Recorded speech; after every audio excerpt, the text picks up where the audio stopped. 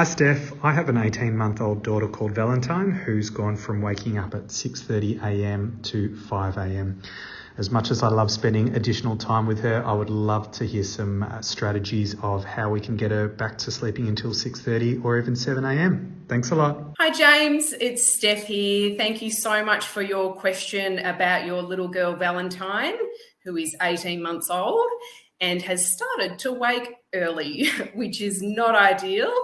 This is a very, very common problem we talk to. Well, I know I talk to families about all the time. A very common scenario, babies and children, some of them sleeping through the night and getting to sort of that 4, 5 a.m. period and rousing, waking, not going back to sleep. And then it means that everyone's having to start their day really, really early, which again is not ideal. So there are lots of common reasons why babies and children start waking early and not going back to sleep.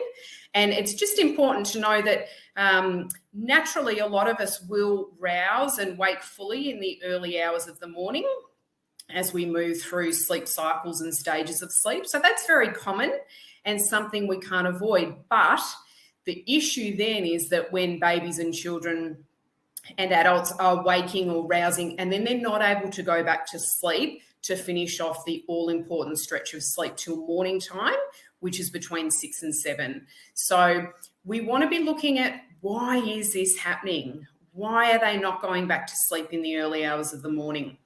And some common reasons for that are they're not warm enough in their sleep space.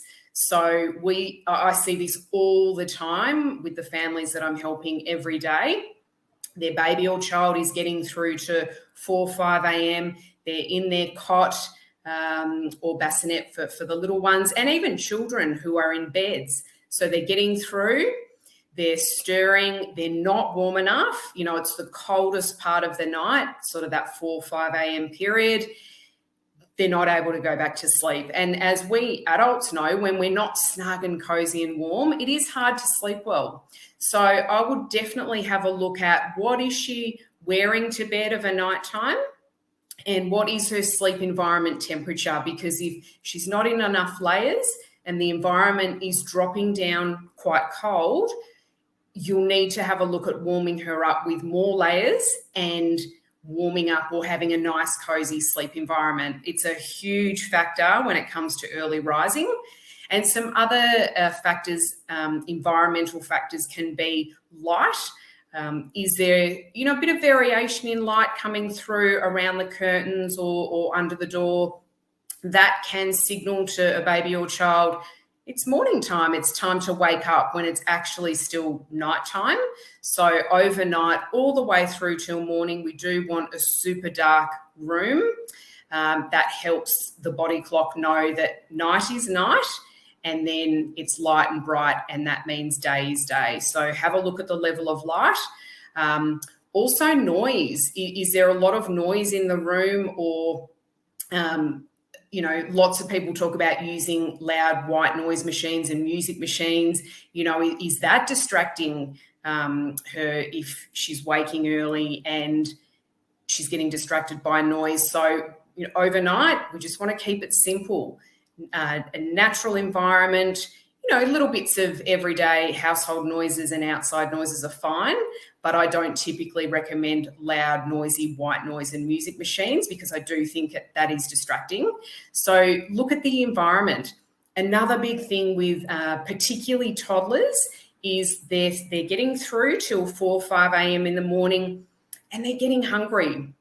So this is a huge one that you want to look at and have a look at what she's eating throughout the day, making sure she's getting lots of calories in throughout the day to fill the tank, so that when she goes down at bedtime, that will sustain her to sleep all the way through till morning. Toddlers are very, very busy throughout the day, particularly exhausted and overtired toddlers who are early rising. They can often get through the day and they can be quite fussy with their foods.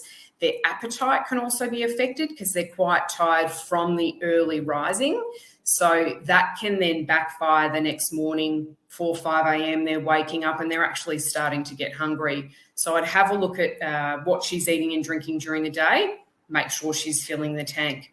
So we've got environment, hunger, overtiredness is another big factor that can drive the early waking and not going back to sleep. Lots of babies and toddlers who aren't getting enough total sleep overnight and during the day.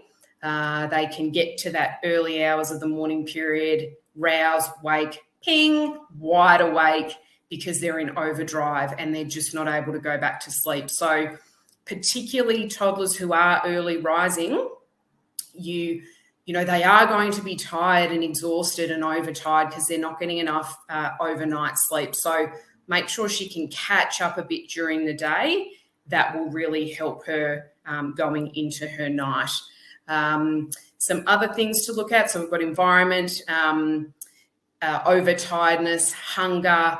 Another big thing is looking at, you know, how she's falling asleep in the first place. Is she using a lot of sleep aids like a dummy, toys?